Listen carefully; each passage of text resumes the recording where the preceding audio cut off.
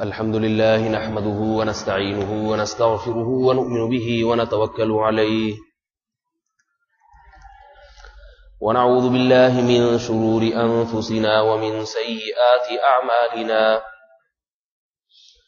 من يهده الله فلا مضل له ومن يضلله فلا هادي له ونشهد أن لا إله إلا الله وحده لا شريك له ونشهد أن سيدنا وحبيبنا وشفيعنا وسندنا محمدا عبده ورسوله صلى الله تعالى عليه وعلى آله وأصحابه وبارك وسلم تسليما كثيرا كثيرا أما بعد فأعوذ بالله من الشيطان الرجيم بسم الله الرحمن الرحيم وآت ذا القربى حقه والمسكين وابن السبيل ولا تبذر تبذيرا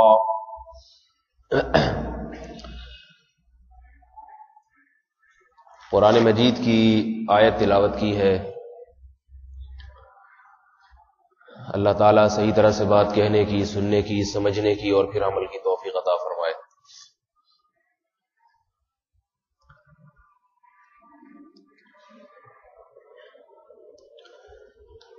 رسول اللہ صلی اللہ علیہ وسلم جب دنیا میں مبعوث ہوئے اور آپ صلی اللہ علیہ وسلم نے نبوت کا دعویٰ فرمایا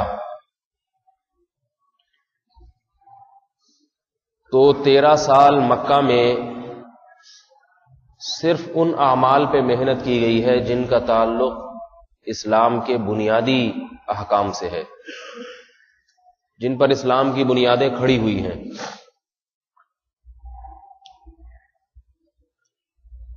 تیرہ سال کے بعد جب آپ صلی اللہ علیہ وسلم نے مدینہ ہجرت فرمائی تو پھر شریعت کے تفصیلی احکامات نازل ہوئے. ایک ریاست ملی مسلمانوں کو مدینہ میں، وہاں پھر تفصیل سے شریعت کے احکامات نازل ہوئے. اس لیے بہت ساری چیزیں ایسی ہیں جو مدینہ میں فرض ہوئی ہیں، مکہ میں بہت کم چیزوں کی فرضیت نازل ہوئی ہے. اللہ کے نبی صلی اللہ علیہ وسلم نے مکہ میں جب نبوت کا اعلان فرمایا تو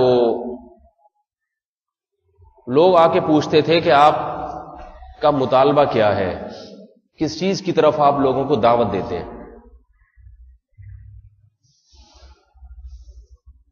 بنیاد کیا ہے؟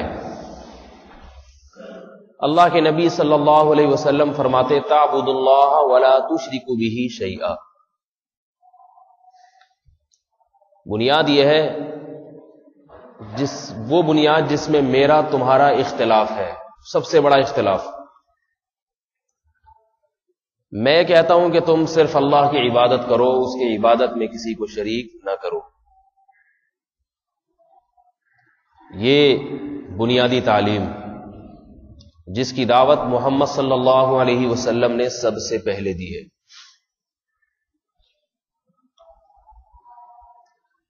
آپ صلی اللہ علیہ وسلم اس دعوت کے ساتھ ساتھ کچھ اور بنیادی باتوں کی دعوت دیا کرتے تھے مکی دور زندگی میں، جنہیں اسلام کے بنیادی اصول کہا جائے گا.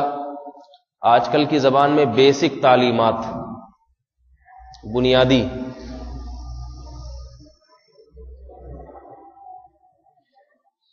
ان بنیادی تعلیمات میں جنہیں آج مسلمان نے بھلا دیا ہے، حالانکہ وہ بالکل بنیاد تھی. بہت سے لوگ دین پر چلتے ہیں، باریک باریک جزئیات میں تو بہت گھستے چلے جاتے ہیں، پیچیدہ پیچیدہ باتوں میں تو گھستے چلے جاتے ہیں، بنیادی تعلیمات سے غافل ہیں. محرم کے دنوں میں کئی لوگ میرے پاس آئے، یزید کے بارے میں بحث شروع کر دی.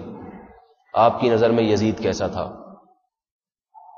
تو میں نے کہا بھائی کیا کر رہے ہیں آپ نے یہ پوچھ کے، میری نظر میں کیسا تھا؟ کیا ملے گا آپ کو اس سے؟ کہنے لگے اسلامی تاریخ کے بارے میں مسلمان کو علم ہونا چاہیے. میں نے کہا باقی ساری باتیں معلوم ہیں، باقی ساری باتیں آپ کو معلوم ہیں، اہم بنیادی باتیں. ایک آدمی حضرت مولانا اشرف علی تھانوی کے پاس آیا، حضرت آپ نے بہشتی زیور میں یہ جو مسئلہ لکھا ہے اس کی دلیل کیا ہے؟ فرمایا باقی جتنے مسائل ہیں ان سب کی دلیل معلوم ہے؟ اس نے کہا نہیں. کہا تو پھر ایک اور کی اگر نہیں معلوم ہوگی تو کیا ہوگا؟ ہمارے پاس SMS آتے رہتے ہیں بعض عجیب عجیب لوگوں کی طرف سے، یہ جو مسئلہ آپ بیان کرتے ہیں اس کی دلیل کیا ہے، یہ جو مسئلہ آپ بیان کرتے ہیں اس کی دلیل کیا ہے. تو میں ایسے لوگوں کو کہتا ہوں آ کے بیٹھو، بات کرو سامنے. SMS پہ میں دلائل بیچتا رہوں تو میرا تو سارا دن کام ہی یہی ہوگا. ایک دلیل سے تو خاموش ہوگا نہیں، پھر دوسری، پھر تیسری، پھر چوتھی، پھر اس دلیل پہ اشکال، پھر اس اشکال کا جواب. جس کے پاس فالتو ٹائم ہو کرنے کرانے کے لیے، کچھ اور نہ ہو، وہ یہ کام SMS پہ کرتا رہے. تو وہ کہنے لگے کہ یزید کا مسئلہ آپ چھیڑتے نہیں ہیں. ایک دفعہ چھیڑا بھی تھا ہلکا سا. تو میں نے کہا کہ بھائی ہمارے پاس اور بہت سارے اہم کام ہیں کرنے کے لیے، دین سے متعلق ہی ہیں وہ بھی، جن میں لوگوں کی رہنمائی کرنی ہے. کہنے لگے وہ کیا کام ہے؟ میں نے کہا لوگ بے نمازی بنے ہوئے ہیں، لوگوں کو نماز پہ لانے کی ضرورت ہے، اس پر محنت کرنی ہے. کیا خیال ہے؟ نوجوان نسل میں زنا بہت تیزی سے پھیل رہا ہے، ان کو زنا سے روکنے کی ضرورت ہے. شراب بھی ہمارے معاشرے میں پھیلتی چلی آ رہی ہے بہت تیزی کے ساتھ. ہم اپنے بچپن میں شراب کے بارے میں سنتے نہیں تھے کہ کوئی پی بھی سکتا ہے، اب ہمیں شرابی گھومتے پھرتے نظر آ رہے ہیں. اس جیسے بہت سارے والدین کی نافرمانی ہو رہی ہے. میں نے کہا اس جیسے اور بہت سارے کام ایسے ہیں جن پہ ہمیں بولنے کے لیے ٹائم نہیں ملتا، ٹائم تھوڑا رہ جاتا ہے. اگر ایک موضوع کو شروع کریں تو وہ پورا نہیں ہو پاتا. اور میں یہ مسائل اگر چھیڑ دوں لوگ پھر اس بحث میں پڑ جائیں، اور بڑا مزہ آتا ہے لوگوں کو ایسی بحثوں میں. جتنی بھی غیر ضروری بحثیں ہیں وہ اگر آپ عوام میں چھیڑ دیں، عوام اتنا خوش ہوتی ہے، واہ کیا زبردست تقریر کی ہے. یہ نہیں سوچتے کہ اس تقریر کا ہمیں کیا فائدہ ہوا. تو وہ پھر کہنے لگے نہیں آپ یہ چھیڑیں. تو میں نے یہ کہہ کے فون کاٹ دیا کہ یہ خارش کہیں مجھے آپ سے نہ لگ جائے، کیونکہ ایسے آدمی سے آدمی بات کرتا ہے نا. ایک تو وہ تو ملنے کے لیے آئے تھے، ایک دفعہ فون بھی آیا تو وہ بھی اصرار کر رہے تھے. تو میں نے کہا یہ خارش کی بیماری مجھے لگ نہ جائے، کیونکہ یہ ایسا خارش کا مرض ہے غیر ضروری بحثوں میں پڑنا، کہ جو ان لوگوں کے ساتھ بیٹھتا ہے اس کو یہ مرض لازمی لگتا ہے. ایسا ہوتا نہیں ہے کہ مرض نہ لگے. خارشی سے جتنا دور رہو اچھا ہوتا ہے نہیں ہوتا؟ کیا خیال ہے؟ جو ایسی مسائل کو چھیڑ چھیڑ کے عوام میں ہوا دے رہا ہے، ایک دفعہ بیان کر دیا اپنی رائے کافی ہے. اب وہی بات چھیڑ چھیڑ کے دوبارہ گھما گھما کے لانا، پھر اس پہ مناظرے، پھر اس پہ بحث، پھر اس پہ تقریریں. کچھ دن پہلے ایک صاحب کے پاس جانا ہوا، وہ گرین چینل سے ان کا تعلق تھا. تو کسی نے مجھے کہا کہ حضرت ان کو سمجھائیے. میں نے پوچھا کہ اگر یہ سمجھنے کے لیے تیار ہیں تو ہم سمجھائیں گے. انہوں نے کہا ہاں تیار ہیں، آپ سے اسپیشلی اسی سلسلے میں ملاقات کے لیے آئے ہیں. وہ مجھ سے عمر میں بھی زیادہ تھے، داڑھی بھی ماشاءاللہ ان کی مجھ سے بڑی اور سفید داڑھی. تو کہنے لگے یہ نظر و نیاز اور یہ دیکھیں اس میں حرج کیا ہے، فاتحہ درود، اور اگر کوئی پڑھ لے کھانے پہ قرآن پڑھ کے بخش دے تو یہ وہ بولتے نان اسٹاپ. بسوں کے پیچھے لکھا ہوتا ہے نا، ایک طرف لکھا ہوتا ہے بھلے شاہ کی دیوانی، اس کے ساتھ لکھا ہوتا ہے نان اسٹاپ. ٹھیک ہے، ظاہر ہے جو بھلے شاہ کی دیوانی اور نان اسٹاپ ہی ہوگی. نان اسٹاپ بولتے چلے جا رہے ہیں. میں گردن جھکا کے سن رہا کہ یہ رکیں تو میں کچھ بولوں.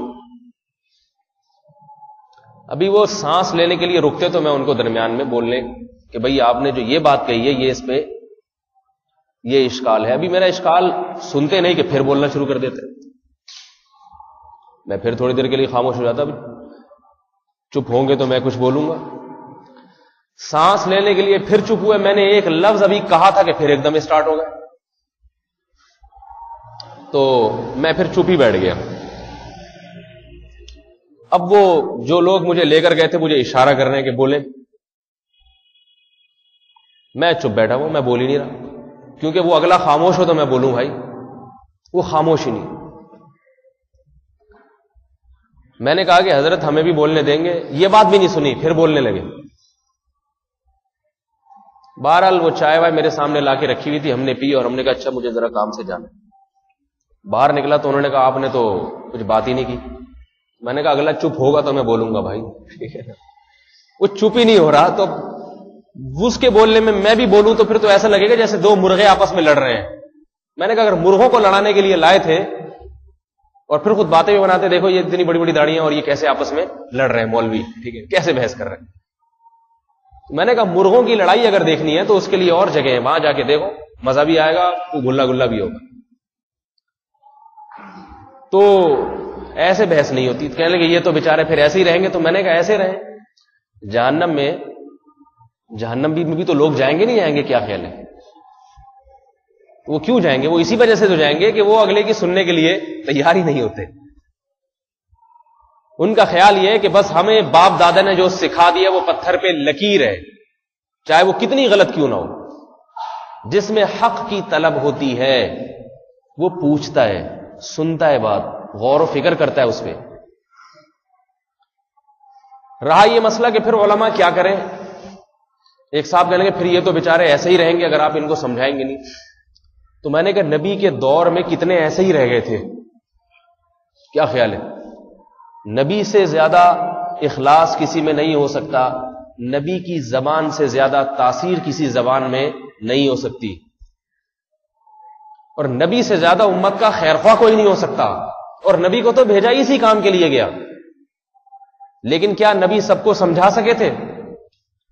آپ صلی اللہ علیہ وسلم کا سگا چچا ابو لہب وہ کفر پہ مرا ہے، کیا آپ نے اس کو سمجھانے میں کوئی کسر چھوڑی ہوگی یا اس کی خیرخواہی میں کوئی کسر چھوڑی ہوگی؟ وہ کافر ہو کے مرا ہے. ابو لہب کو چھوڑیے، ابو طالب، ابو المطلب تو سگا دادا تھے، لیکن ابو طالب کی نے رسول اللہ صلی اللہ علیہ وسلم کا بے پناہ ساتھ دیا تھا. 3 سال شعب ابی طالب میں رسول اللہ صلی اللہ علیہ وسلم کو گھاٹی میں بند رکھا گیا، بائیکاٹ کیا گیا، اور آپ کا چچا ابو طالب آپ صلی اللہ علیہ وسلم کے ساتھ تھا. ابو لہب تو مخالف تھا مگر ابو طالب آپ صلی اللہ علیہ وسلم کے ساتھ تھا. میرے ذہن میں ابو طالب کا لفظ تھا اور زبان سے عبد المطلب نکل رہا تھا. ایسا ہوتا ہے بعض دفعہ، آدمی سوچ کیا رہا ہوتا ہے، بول کیا رہا ہوتا ہے. لیکن آخر وقت تک اسے ایمان کی توفیق نہیں ملی. حضرت عائشہ رضی اللہ تعالیٰ نے اللہ کے نبی سے پوچھا کہ اللہ کے رسول، ابو طالب آپ کی اتنی مدد کیا کرتا تھا، ابو طالب اتنے غریبوں مساکین کو کھانا کھلایا کرتا تھا، کیا اس کا یہ عمل قیامت کے دن اسے فائدہ پہنچائے گا؟ آپ صلی اللہ علیہ وسلم نے فرمایا نہیں، صرف اتنا فائدہ ہوگا میری شفاعت کی وجہ سے کہ جہنم کے نچلے طبقے میں ہوگا، اللہ میری شفاعت کی وجہ سے اسے جہنم کے سب سے آخری اوپر والے طبقے میں لے آئیں گے، لیکن جہنم سے نکلنا نصیب نہیں ہوگا. جب ابو طالب کی موت کا وقت آیا،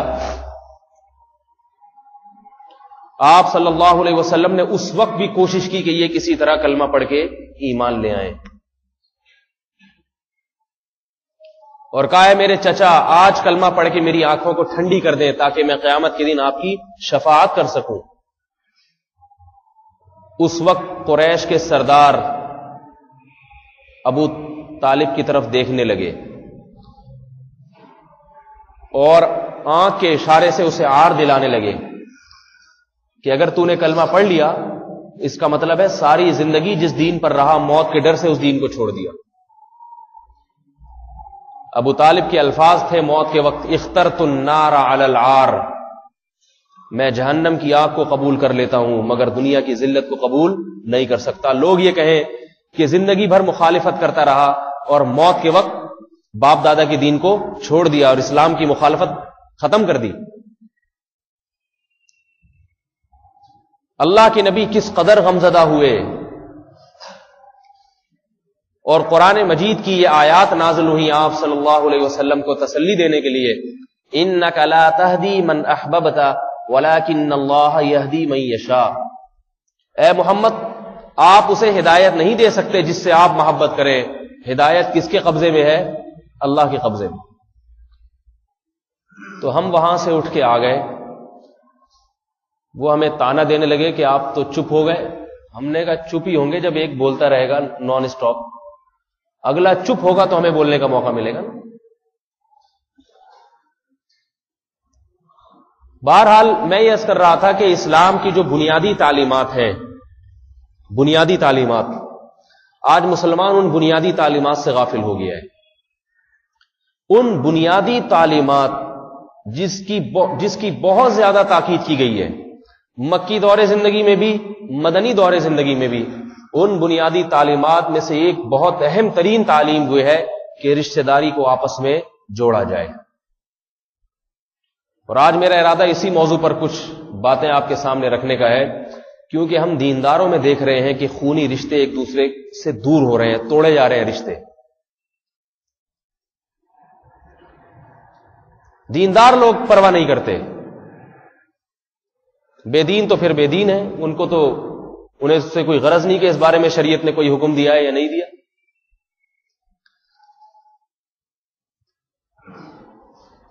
انسان اس مخلوق میں سے ہے جو باقاعدہ خاندان اور فیملی کی شکل میں رہتی ہے.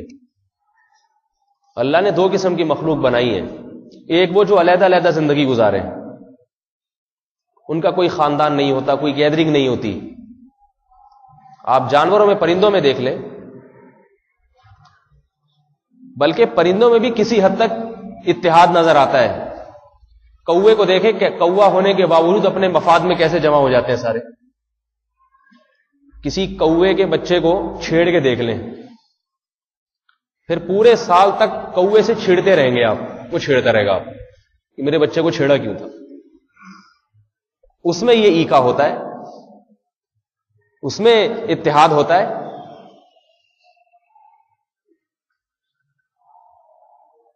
بہرحال سب جانوروں میں یہ اتحاد نہیں ہے, رشتہ داری سب جانوروں میں نہیں ہوتی.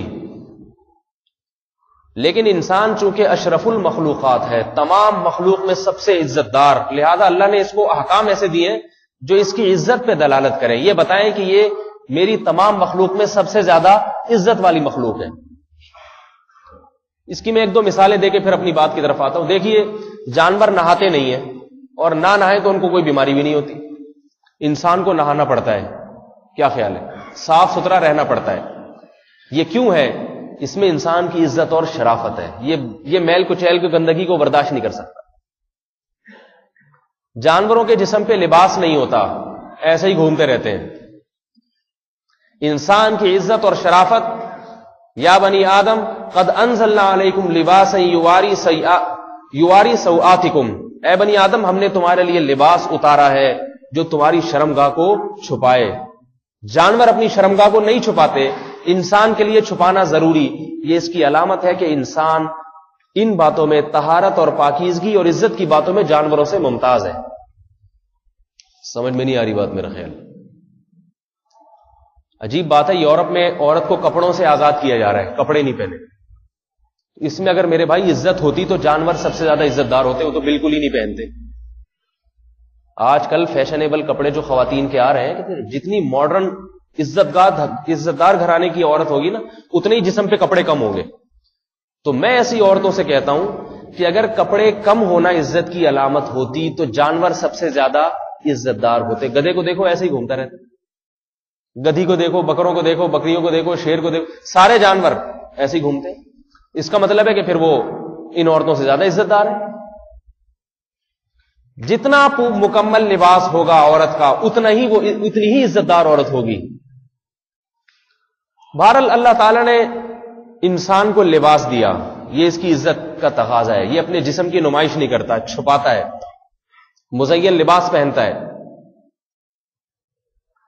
تو میرے بھائی اسی طرح اللہ تعالی نے انسان کو اکیلا نہیں بنایا, بلکہ قرآن کہہ رہا ہے خلق من الماء بشرا فجعلہ نسبا وصہرا.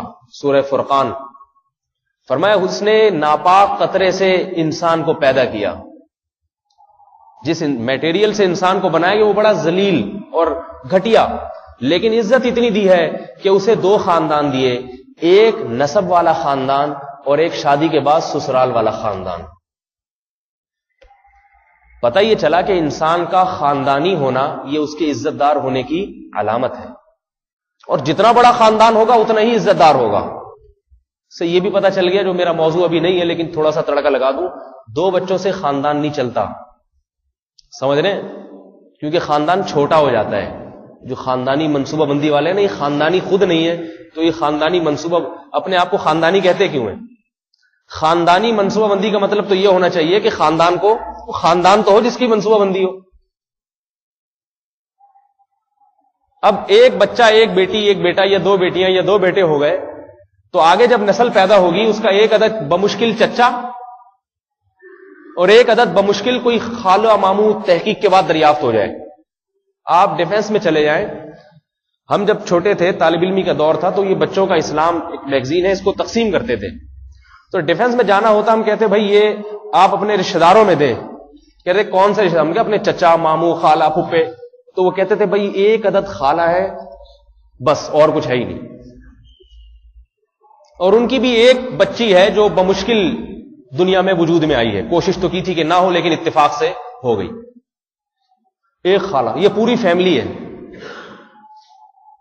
یہ ایک مکمل کیا ہے؟ اسے خاندان کہتے ہیں. بتاؤ، اس کو خاندان بولتے ہیں بھائی. کسی اور کے گھر کا بھائی اپنے خاندان کہتے ہیں ایک عدد چچا ہے، وہ بھی امریکہ میں ہوتے ہیں، انکل، وہ خاندان. خاندان دیکھنا ہے، جاؤ قبائلی علاقوں میں، قبائلی علاقوں میں جاؤ جہاں خاندانی منصوبہ بندی کی نحوست نہیں ہے. خاندان نظر آئے گا آپ. یہ کون ہے؟ بڑا چاچا ہے. یہ کون ہے؟ منجلا چاچا ہے. یہ کون ہے؟ اس سے چھوٹے والا چاچا.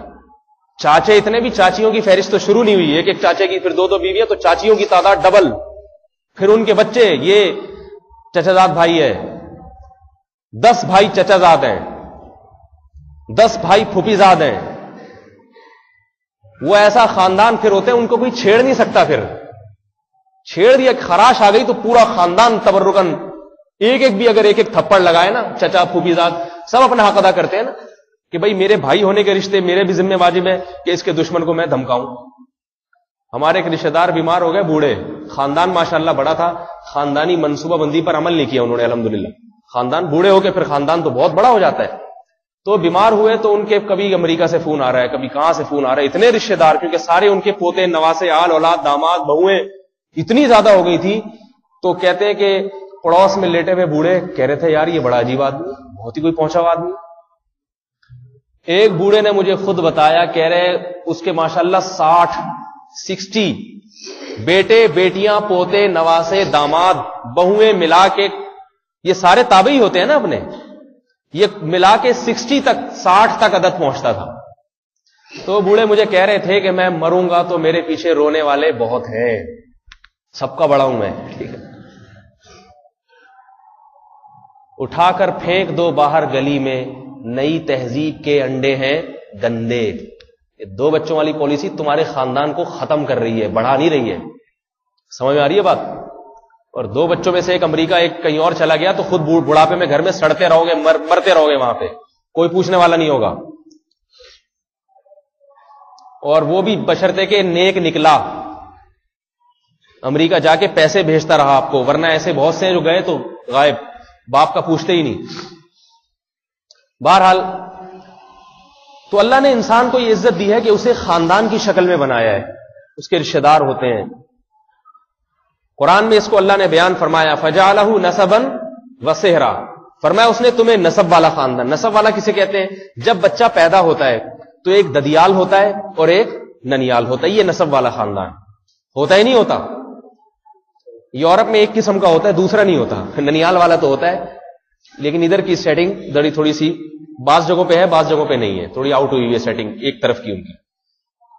تو ہمارے ہاں اللہ کا شکر ہے ددیال میں بھی مٹھائیاں بٹتی ہیں، اور بولو بھائی ننیال میں بھی مٹھائیاں بٹتی، دونوں خوش ہوتے ہیں، دونوں کی طرف سے مٹھائیوں کے مطالبے ہوتے ہیں.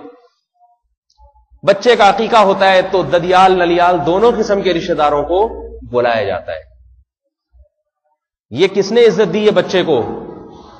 اللہ نے عزت دی ہے. جانور میں یہ نہیں ہوتا کہ کوئی ددیال ہو تو کوئی ننیال ہو. بس بچے کی ماں پہچانتی ہے کہ میرا بچہ، باقی کسی کو کوئی غرض نہیں ہے. ہمارے ہاں بچے کی ماں بھی خوش ہوتی ہے، بچے کا باپ بھی خوش ہوتا ہے، بچے کا جس زمانے میں دادے ہوا کرتے تھے وہ بھی خوش ہوتے ہیں، جس زمانے میں بچے کی نانیاں ہوا کرتی تھیں آج کل ہوتی نہیں ہے، کیونکہ شادیاں اتنی دیر سے ہوتی ہیں کہ نانی بننے سے پہلے فوت ہو چکی ہوتی ہے بیچاری. شادی دیر سے ہونے کے یہ نقصانات ہیں. دادا بننے سے پہلے آپ کا انتقال ہو جائے گا، کیونکہ آپ اتنی 40 سال میں جب شادی کرو گے تو تمہارے بچوں کی جب شادی 35 سال میں ہوگی تو تم دادا بننا تمہیں کہاں نصیب ہوگا. اور آج کل کہتے ہیں افورڈ نہیں کر سکتے، دیر سے شادیاں کرو، افورڈ نہیں کر سکتے. یہ غم افورڈ کر لو گے مستقبل میں. سمجھ آ رہی ہے بات؟ قرآن تو کہہ رہا ہے میں افورڈ کرا دوں گا، میں کرا دوں گا. کرو، کرنے والے بنو، رزق میں دوں گا. قرآن کی باتیں سمجھ میں نہیں آ رہی. بہرحال تو اللہ نے انسان کو بڑی عزت دی، خاندان کی شکل میں پیدا کیا، اور فرمایا جب شادی ہوتی ہے، سورہ فرقان، اپنی طرف سے کوئی بات نہیں میں کر رہا، جب نکاح ہوتا ہے تو ایک خاندان اور وجود میں آتا ہے جسے صہرا اور مصاہرہ کہا جاتا ہے عربی میں، اور اردو میں کیا کہا جاتا ہے؟ سسرال. اس سے بھی انسان کو عزت ملتی ہے. آج کل اگرچہ نہیں مل رہی لیکن بہرحال ملنی چاہیے. بہت کم لوگ ہیں جن کو سسرال میں عزت نصیب ہوتی ہے، لیکن بہرحال ملنی چاہیے. میں ابھی کچھ احادیث بتاؤں گا وہ اسی مقصد کے لیے. آپ کسی اجنبی کے گھر چلے جائیں، دروازہ کھٹکھٹائیں، آپ کو اندر نہیں بیٹھنے دے گا، کون ہے، کہاں سے آئے، نکلو. لیکن اسی گھر میں آپ کا رشتہ طے ہو جائے، پھر آپ بیل بجائیں تو کتنی عزت اور کتنا پروٹوکول دیا جاتا ہے اس گھر میں آپ کو. سسرال جا کے رہتے ہو نہیں رہتے؟ ہر شادی شدہ آدمی جا کے رہتا ہے سسرال میں، بلکہ آج کل تو زیادہ تر وہیں رہا جاتا ہے خرچہ بچانے کے لیے. کتنی عزت ملتی ہے. اپنے بچوں کی طرح سمجھا جاتا ہے اس کو، اپنے خاندان کا فرض سمجھا جاتا ہے، اور یہ غلط نہیں ہے، شریعت کی تعلیمات یہی ہے. بہت سے لوگوں کو میں نے دیکھا ہے کہ داماد کو اپنے بیٹوں کی طرح سمجھتے ہیں، جیسے اپنی اولاد سے مشورہ لیں گے داماد سے بھی اسی طرح. یہ عزت کس نے دی ہے میرے بھائی؟ قرآن کے مطابق یہ عزت انسان کو خدا نے دی ہے، اللہ نے دی ہے، کیونکہ اللہ نے یہ تعلیمات پیغمبروں کو دی، اور پیغمبروں نے یہ تعلیمات لوگوں میں پھیلائی ہیں. یہ رشتہ داری ہے. 3 قسم کے رشتے ہو گئے، ددیال، ننیال اور بولو بھائی سسرال. تو ان تینوں رشتوں کو جوڑنے کا خدا نے حکم دیا ہے، توڑنے کی اجازت نہیں دی ہے. یہ اسلام کی بنیادی تعلیمات میں سے ایک تعلیم ہے. اب میں آپ کو وہ احادیث بتاؤں گا اور قرآن کی وہ آیات بتاؤں گا جن سے پتا چلتا ہے کہ شریعت میں ان رشتوں کو جوڑ کے رکھنا، آپس میں یہ ٹوٹنے نہ پائیں، قطع تعلق نہ ہو آپس میں، ایک دوسرے کے ساتھ ہنسنے بولنے کا، ہدایہ اور دعوتوں کے لین دین کا، اور ان تمام چیزوں کا سلسلہ چلتا رہے. اس کی کس قدر تاکید کی ہے رسول اللہ صلی اللہ علیہ وسلم نے، اس کا اندازہ آپ کو اس سے ہوگا کہ جب نبی علیہ السلام نے نبوت کا دعویٰ فرمایا ہے، تو آپ صلی اللہ علیہ وسلم کی بنیادی تعلیمات میں توحید کے ساتھ صلہ رحمی شامل تھی، رشتہ داری کو جوڑنا. ابو سفیان سے بادشاہ نے پوچھا، جب ابو سفیان ہجرت کر کے گئے، اس وقت کافر تھے، پوچھا کہ تمہیں تمہارا نبی، یعنی جس کا نبوت کا دعویٰ ہے، وہ کن باتوں کی تعلیم دیتا ہے؟ ابو سفیان کافر تھے. ابو سفیان کہتا ہے اس نے ہمیں ان باتوں کی تلقین کی ہے کہ ہم اپنے باپ دادا جو باتیں کہتے ہیں ان کو چھوڑ دیں اور اللہ کی عبادت کریں، اور وہ ہمیں حکم دیتا ہے بصلۃ الارحام کہ ہم اپنے رشتوں کو جوڑیں، توڑیں نہیں. عمرو بن عبسہ رضی اللہ تعالی عنہ مسلمان نہیں تھے، پہلے کافر تھے، تحقیق کے لیے آئے مکہ چل کے کہ میں دیکھوں یہ جس شخص نے نبوت کا دعویٰ کیا ہے یہ اس کی تعلیمات کیا ہیں، یہ کیا بات کرتا ہے. آئے رسول اللہ صلی اللہ علیہ وسلم کے پاس، کہنے لگے ما انت، آپ کیا ہیں؟ آپ صلی اللہ علیہ وسلم فرمایا نبی، میں اللہ کا نبی ہوں. عمرو بن عبسہ نے پوچھا ما نبی، نبی کیا ہوتا ہے؟ عرب کے بدو تھے، بہت سو کو یہ بھی نہیں پتا تھا کہ نبی ہوتا کیا ہے. آپ صلی اللہ علیہ وسلم نے فرمایا ارسل لی اللہ، مجھے اللہ نے لوگوں کی طرف بھیجا ہے، اللہ کی طرف سے سفیر اور قاصد ہوں میں. سفیر ہمیشہ کسی کا پیغام لے کے آتا ہے. فوراً صحابی نے اگلا سوال پوچھا بما ارسلک اللہ، کون سا پیغام ہے جو آپ اللہ کا لے کر آئے ہیں اور اپنے بندوں کو دے رہے ہیں؟ کون سا پیغام ہے وہ؟ آپ صلی اللہ علیہ وسلم نے فرمایا پیغام کیا ہے کہ اللہ کے ساتھ کسی کو شریک نہ کرو، وَكَسْرِ الْأَوْثَانِ بتوں کو توڑ ڈالو، وَتَصِلُ الْأَرْحَامَ او کما قال صلی اللہ علیہ وسلم، اور پیغام یہ ہے کہ آپس کے رشتوں کو جوڑو، ان کو توڑو نہیں، اور یہ چاہے کافر بھی ہو اس کو بھی جوڑنے کا حکم ہے۔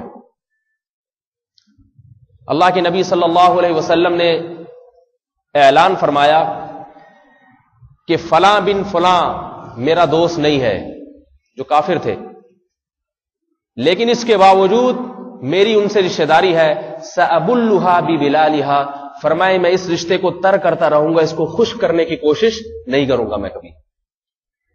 یہ وہ دور تھا جب مکہ میں رسول اللہ صلی اللہ علیہ وسلم کی بے پناہ مخالفت ہو رہی تھی، تو جو مخالفین تھے، مخالفت کرنے والے، ان میں بھی آپ صلی اللہ علیہ وسلم نے جو رشتہ دار تھے ان کا خیال فرمایا ہے۔ آج کافر دور کی بات، جو سگا بھائی جو مسلمان ہے، نماز بھی پڑھتا ہے، اس کے ساتھ چھوٹا بھائی تمیز سے بات نہیں کرنا چاہتا۔ ہم دیکھ رہے ہیں گھروں میں ہو رہا ہے ایسا، بڑا نہ چھوٹے سے تمیز سے بات کرے گا، نہ چھوٹا بڑے سے تمیز سے بات کرے گا۔ رسول اللہ صلی اللہ علیہ وسلم نے رشتوں کا کس قدر اہتمام فرمایا اور کس اپنے عمل سے ترغیب دی ہے، مثالیں قائم فرمائی ہیں۔ میں ایک حدیث پڑھ کے بہت حیران ہوا۔ رسول اللہ صلی اللہ علیہ وسلم جب مدینہ تشریف لے گئے ہجرت کر کے، تو ہر صحابی کی خواہش تھی کہ آپ صلی اللہ علیہ وسلم ہمارے یہاں قیام فرمائیں۔ چھوٹی چھوٹی بچیاں ہاتھ میں دف لے کے گیت گا رہی تھیں، طلع البدر علینا من ثنیۃ الوداع، پہاڑیوں سے 14ویں کا چاند ہماری طرف نمودار ہو رہا ہے، اتنا خوش ہو رہی تھی، ہر ایک کی خواہش تھی ہمارے یہاں قیام ہو۔ ان میں بہت سے صحابی وہ تھے جو آپ صلی اللہ علیہ وسلم سے مکہ میں آ کے بیعت ہو چکے تھے اپنی جان پہ کھیل کے۔ ان کا اخلاص اور قربانی تقاضا کرتی تھی کہ ان کے ہاں قیام ہونا چاہیے، یہ پہلے مسلمان ہوئے اور ان کی وجہ سے پورا مدینہ مسلمان ہوا ہے۔ ہر ایک کی خواہش یہاں ٹھہرے، لیکن اللہ کے نبی نے منع فرمایا۔ صحابہ نے پوچھا کہاں ٹھہریں گے؟ آپ نے فرمایا این اخوال بنی عبد المطلب۔ کیسے عجیب الفاظ ہیں، فرمایا میرے دادا کا ننیال کہاں ہے؟ ننیال، عبد المطلب کا ننیال مدینہ میں تھا۔ کس کا ننیال؟ عبد المطلب۔ عبد المطلب کی والدہ کے رشتہ دار کہاں پر تھے؟ مدینہ میں۔ آپ نے فرمایا میں وہاں ٹھہروں گا، کیونکہ جب میرے رشتہ دار یہاں موجود ہیں تو غیر کے گھر میں قیام نہیں کر سکتا۔ مدینہ میں آپ کا اور کوئی رشتہ تھا نہیں، رشتہ موجود ہے دادا کی طرف سے، حالانکہ دادا بھی کافر اور دادا کی والدہ کا بھی معلوم نہیں کہ شرک پر موت ہوئی یا توحید پر موت ہوئی، دادا کی موت بھی شرک پر ہوئی، لیکن آپ صلی اللہ علیہ وسلم نے شرک پر موت ہونے کے باوجود ترجیح کس کو دی ہے مدینہ میں؟ کہ جو میرے رشتہ دار ہیں پہلے ان کا حق بنتا ہے، حالانکہ کتنی دور کی رشتہ داری۔ صحیح بخاری، امام بخاری رحمہ اللہ تعالی نے صحیح بخاری میں نقل کیا ہے، رسول اللہ صلی اللہ علیہ وسلم نے صحابہ کرام کو بشارت دی کہ تم مصر فتح کرو گے، میرے بعد تمہارے ہاتھوں مصر فتح ہوگا، تمہیں مصر کی حکومت ملے گی۔ اس کے ساتھ آپ صلی اللہ علیہ وسلم نے فرمایا لیکن مصر میں ایک چیز کا خیال کرنا، جب تمہیں اللہ مصر کی حکومت دے تو مصر والوں کے ساتھ اچھا سلوک کرنا، اس لیے کہ میری ان کے ساتھ رشتہ داری ہے۔ ان لہم لی صلۃ واسحارا، علماء نے لکھا ہے کہ مصر والوں کے ساتھ نبی کی کیا رشتہ داری تھی؟ دو رشتے تھے مصر والوں کے ساتھ نبی کے، ایک یہ کہ آپ صلی اللہ علیہ وسلم کے جد امجد حضرت ابراہیم علیہ الصلوۃ والسلام حضرت ہاجرہ کو مصر سے لے کر آئے تھے۔ حضرت ہاجرہ جو اسماعیل علیہ السلام کی والدہ تھی وہ مصر کی تھی، تو آپ صلی اللہ علیہ وسلم کے جد امجد حضرت اسماعیل کی والدہ کہاں کی تھی؟ مصر کی۔ آپ نے 2000 سال پرانے اپنے رشتے کو یاد رکھا ہے کہ میری نسل جس سے چلی ہے، میری ماں، وہ کہاں کی تھی؟ مصر کی تھی۔ اور دوسرا رشتہ کیا تھا؟ آپ صلی اللہ علیہ وسلم کی باندی حضرت ماریا، جس سے آپ علیہ السلام کے بیٹے حضرت ابراہیم پیدا ہوئے، وہ بھی مصر کی تھی. تو مصر آپ صلی اللہ علیہ وسلم کا ننیال بھی ہوا اور سسرال بھی. آج کوئی اپنے سسرال کا ایسا خیال کرتا ہے کہ بھائی تم ذرا بفر زون جا رہے ہو، ٹھیک ہے نا، میرے سسر صاحب سے ملاقات ہوگی تو ان کا ذرا احترام کرنا چونکہ وہ میرے سسر ہیں. کہتا ہے میرے سسر بفر زون میں نہیں ہے، پہلے آپ کو بتا دوں گی، آپ سمجھے کہ بفر زون میں ہوں گے. آج کوئی خیال کرتا ہے؟ صحابہ رشتوں کا کیسا خیال کیا کرتے تھے؟ حضرت صفیہ رضی اللہ تعالی عنہا، یہودیوں کے جب صحابہ کرام نے ایک لڑائی میں قتل کیا، بہت سارے یہودی قتل ہوئے، ان کی عورتیں بچے بوڑھے زندہ رہ گئے. مال غنیمت کے طور پہ حضرت صفیہ ایک صحابی کے قبضے میں آئی، غلام لونڈی بن گئی، باندی بن گئی. یہ حضرت ہارون علیہ الصلوۃ والسلام کی اولاد میں تھی، حضرت موسیٰ کے بھائی ہارون ان کی اولاد میں تھی اور سردار کی بیٹی تھی. صحابہ نے مشورہ دیا، یا رسول اللہ سردار کی بیٹی ہے، اس کے لیے غلام اور باندی بننا مناسب نہیں ہے، آپ اگر ان سے نکاح فرما لیں آزاد کر کے. ان صحابی نے آزاد کیا، اللہ کی نبی نے حضرت صفیہ سے نکاح فرمایا. کیونکہ ہزاروں عورتیں باندی بن چکی تھیں، ہزاروں لوگ غلام بن چکے تھے. صحابہ کو جب یہ پتا چلا کہ نبی نے حضرت صفیہ سے نکاح کر لیا ہے، وہ ساری باندی اور غلام صحابہ نے آزاد کر دیے کہ اب یہ قوم اور یہ قبیلہ محمد صلی اللہ علیہ وسلم کا سسرالی رشتہ دار بن چکا ہے، اب ان کی عورتوں کو ہم باندی نہیں بنائیں گے. حضرت عائشہ رضی اللہ تعالیٰ نے فرماتی تھی کہ کسی عورت کی ایسی برکت میں نے نہیں دیکھی جیسی اس کی برکت دیکھی حضرت صفیہ کی، کہ ایک عورت کی وجہ سے ہزاروں گردنوں کو غلامی سے آزادی ملی ہے. کیوں؟ اس لیے کہ محمد صلی اللہ علیہ وسلم کا ان سے رشتہ قائم ہو گیا. اب اس رشتے کو ہم، حالانکہ نبی نے حکم نہیں دیا تھا کہ آزاد کرو.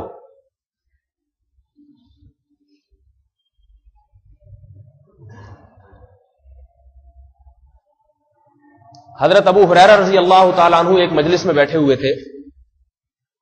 حضرت ابو ہریرہ جمعے کی رات کو، شب جمعہ کو واعظ و نصیحت کی مجلس لگایا کرتے تھے جمعے کی رات کو. امام بخاری نے یہ واقعہ الادب المفرد، امام بخاری کی کتاب ہے، اس میں نقل کیا ہے. حضرت ابو ہریرہ رضی اللہ تعالی عنہ، ان سے دعا کی درخواست کی گئی تو حضرت ابو ہریرہ نے فرمایا کہ میں اس مجلس میں کوئی ایسا شخص جس نے اپنی رشتہ داری کو، جو رشتہ داری کو توڑتا ہو، خدا کے لیے وہ اس مجلس سے اٹھ کے چلا جائے.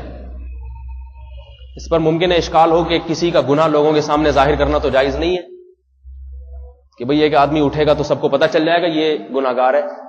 اس میں حکمت یہ ہوگی، عین ممکن ہے کہ ابو ہریرہ اس شخص کو پہلے سے جانتے ہوں اور یہ چاہ رہے ہوں کہ اس کو میرے اس عمل سے توبہ کی توفیق ملے، جیسے کہ آگے واقعہ پتہ چل رہا ہے.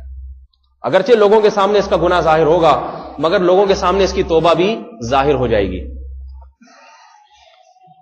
بہرحال حضرت ابو ہریرہ نے فرمایا احرج کا معنی میں اصرار کرتا ہوں، درخواست کرتا ہوں کہ اس مجمع میں کوئی بھی ایسا شخص جو اپنی رشتہ داری کو توڑتا ہو وہ خدا کے لیے یہاں سے اٹھ جائے. کیوں فرما رہے تھے؟ آگے اس کی وضاحت ہے. نبی علیہ السلام نے فرمایا ان الرحمت لا تنزل على قوم فیہم قاطع رحم، ایسے مجمع پر اللہ کی رحمت نازل نہیں ہوتی جس میں کوئی رشتہ داری کو توڑنے والا بیٹھا ہوا ہو. پورے مجمع پر اس کی نحوست پڑتی ہے. تو وہ چاہ رہے تھے اس مجمع پر جو اللہ کی رحمت نازل ہو، ایسا نہ ہو کہ اس ایک آدمی کی وجہ سے یہ پورا مجمع اللہ کی رحمت سے محروم ہو جائے اور دعائیں قبول نہ ہو. جب زیادہ اصرار کیا تو ایک شخص اٹھا اور اپنی پھپھی کے پاس گیا، والد کی بہن، جس سے 2 سال سے بات چیت بند کی ہوئی تھی. بھتیجے نے بات چیت بند کی ہوئی اپنی سگی پھپھی سے. کتنے سال سے؟ 2 سال سے. پھپھی دیکھ کے حیران ہو گئی، 2 سال سے تو آیا نہیں، آج کیسے آ گیا؟ کہنے لگے کہ ابو ہریرہ رضی اللہ تعالی عنہ نے قسم دلائی ہے تاکید کی ہے اس لیے اٹھ کے آیا ہوں. اور کیوں آیا ہوں؟ تاکہ میں تجھے راضی کر لوں اور یہ میں رشتہ داری توڑنے والوں میں میرا شمار نہ ہو. میں تجھے راضی کر کے واپس جاؤں گا اس مجلس میں. اپنی پھپھی کو منایا. پھپھی نے معاف کر دیا اور کہا کہ جاؤ ابو ہریرہ سے پوچھو کہ ابو ہریرہ نے اتنا سخت حکم کیوں دیا ہے, اتنی تاکید کیوں کی کہ مجمع سے اٹھوایا اس کو باقاعدہ معافی کروانے کے لیے. وہ شخص حضرت ابو ہریرہ کے پاس آیا تو ابو ہریرہ رضی اللہ تعالیٰ نے فرمایا کہ میں نے محمد صلی اللہ علیہ وسلم سے سنا ہے کہ اس شخص کی نیکی اللہ کے دربار میں قبول نہیں ہوتی جو شخص رشتہ داری کو توڑتا ہے. اللہ کے دربار میں اس کی نیکی جاتی نہیں ہے جو رشتہ داری کو توڑتا ہے, اس کے نیک اعمال ضائع کر دیے جاتے ہیں. کتنے خاندان, کتنے لوگ ایسے ہیں سگی بہنوں میں بات چیت بند, کوئی فکر ہی نہیں ہے. سگے بھائی ایک دوسرے سے منہ پھیر لیتے ہیں. ایک صحابی رسول اللہ صلی اللہ علیہ وسلم کے پاس آئے, متفق علیہ صحیح حدیث ہے. کہنے لگے یا رسول اللہ آپ رشتہ داری کو جوڑنے کا حکم دیتے ہیں, میرا ایک قریبی رشتہ دار ہے, میرے قریبی